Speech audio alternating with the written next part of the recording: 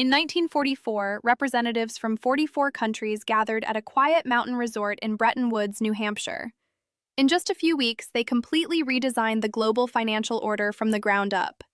They determined which currency would dominate international trade, how global settlements would be processed, and which nations would hold financial power. For the next 80 years, that system influenced everything from salaries and mortgages to daily living costs in the United States, firmly establishing the US dollar as the world's primary reserve currency. What is unfolding now in 2025 and moving into 2026 is being described as even more significant than Bretton Woods itself. But this time, the United States is not the architect of change. It is a major reason the system is shifting. If you care about your money, your savings, and your financial future, this breakdown is important. What you're about to hear is something most mainstream financial discussions avoid. Stay until the end because every part connects. To understand the present, we have to go back to 1971. That year, President Richard Nixon made a historic decision that changed global finance permanently. The United States ended the direct convertibility of the dollar into gold, a move now known as the Nixon shock. Before this, every dollar was backed by physical gold stored in Fort Knox. Afterward, the dollar became a fiat currency, backed only by trust in the U.S. government and its institutions. For decades, that trust held strong. The United States had the world's largest economy, the most powerful military, and the deepest financial markets. This allowed the dollar to become the global reserve currency. Countries needed dollars for oil, international trade, and central bank reserves. Over time, the dollar became not just American money, but the backbone of global finance. But the key question now is simple. What happens when global trust begins to weaken? The numbers are increasingly difficult to ignore. The United States national debt has now surpassed $36 trillion. It continues to grow by roughly $1.8 to $2.2 trillion every year, meaning the country borrows around $5 billion daily just to function. Even more concerning is the cost of servicing that debt. The U.S. government now spends over $1.2 trillion annually just on interest payments. That is money spent not on infrastructure, healthcare, or defense, but simply to pay interest. Roughly 17% of all federal spending now goes toward interest alone, exceeding the entire defense budget. At the same time, the U.S. bond market, worth around $26 trillion and a cornerstone of global finance, is showing signs of strain. Foreign ownership of U.S. Treasury bonds has fallen from over 50% at its peak to around 30% in early 2025. Major holders like Japan, which owns over $1.1 trillion in U.S. debt, are gradually reducing exposure. As this happens, something unusual is taking place in parallel. Gold prices have surged, recording their strongest performance since 1979, with a 55% rise in 2025 alone. Central banks globally have increased gold purchases to levels not seen since the 1960s. At the same time, the U.S. dollar's share of global foreign exchange reserves has fallen to its lowest level in nearly 30 years. Back in 1999, the dollar accounted for about 71% of global reserves. Today, that figure has dropped to around 57%.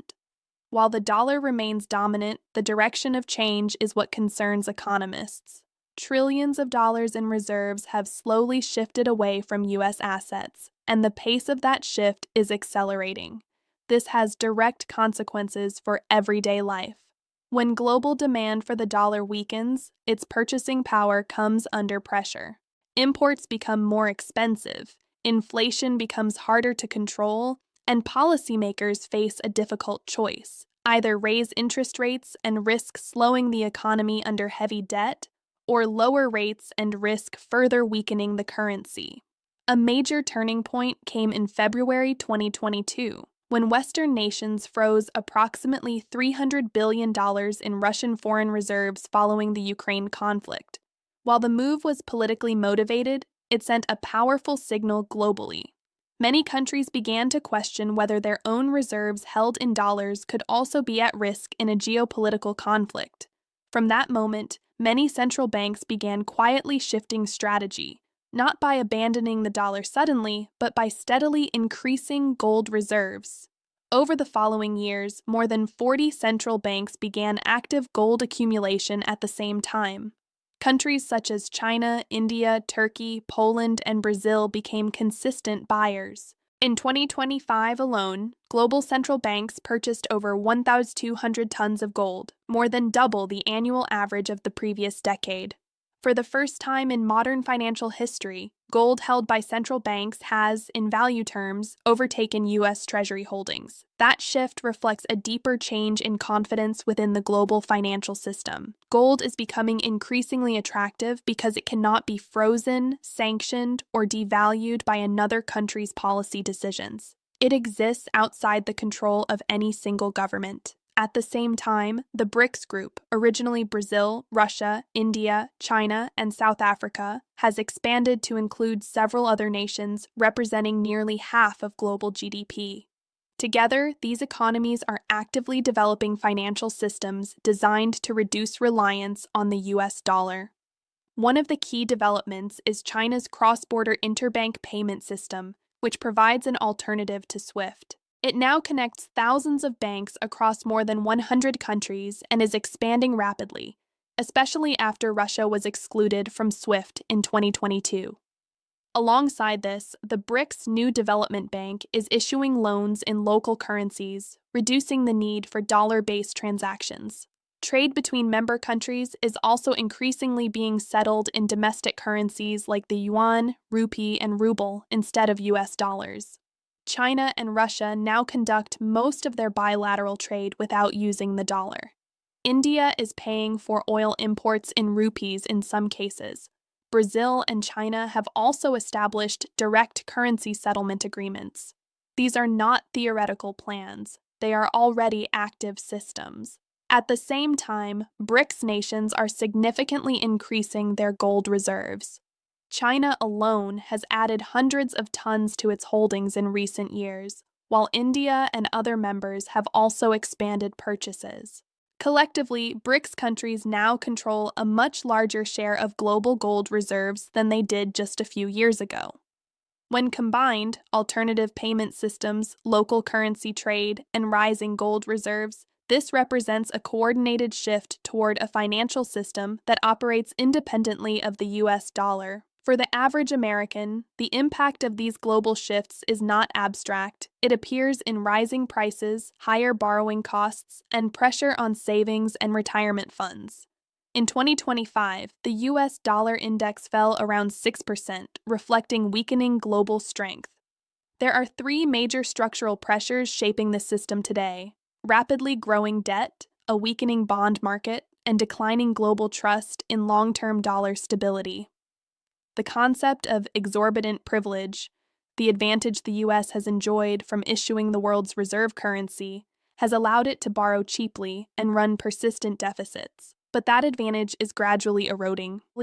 As foreign demand for U.S. debt declines, the government must offer higher interest rates to attract buyers. That raises borrowing costs across the entire economy, affecting mortgages, credit cards, and business loans. At the same time, a weaker dollar makes imports more expensive, contributing to persistent inflation pressures even when domestic policy tightens. Historically, reserve currency dominance does not disappear overnight. The British pound once dominated global finance before being replaced by the US dollar over several decades. The same pattern took years to fully unfold. The dollar today still holds a strong position, but the trajectory is what analysts are watching closely. Structural debt, shifting reserves, and changing global alliances suggest a long transition rather than a sudden collapse. The key takeaway is not panic, but awareness. The global financial system is undergoing a gradual but meaningful rebalancing. Central banks are adjusting reserves, trade systems are evolving, and alternative financial networks are expanding. These changes are slow, but they are persistent, and they are already reshaping how global money flows. What happens next will depend on how these forces evolve. But the direction of change is already visible in the data, the policies, and the decisions being made across the world's largest economies.